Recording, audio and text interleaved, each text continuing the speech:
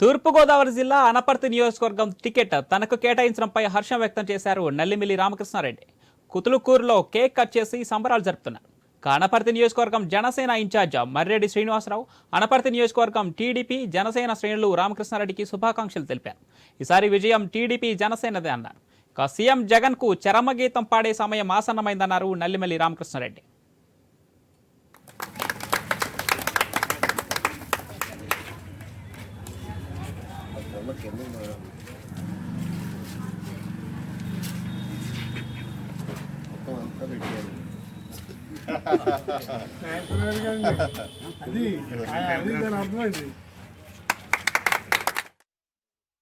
Telugu Desam party Janasena ఉమ్మడిగా కలిసి రేపు అసెంబ్లీ ఎన్నికల్లో పోటీ చేయబోయే అభ్యర్థుల జాబితాని ప్రకటించడం జరిగింది.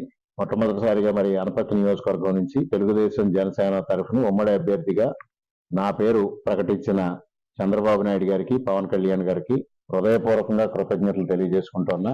అదేవిధంగా మరి ఈ అనౌన్స్మెంట్ అయిన వెంటనే, అభ్యర్థిత్వం ప్రకటించిన వెంటనే నేను కుతుకులూరు గ్రామంలో ప్రచారంలో ఉండగా అక్కడికి వచ్చి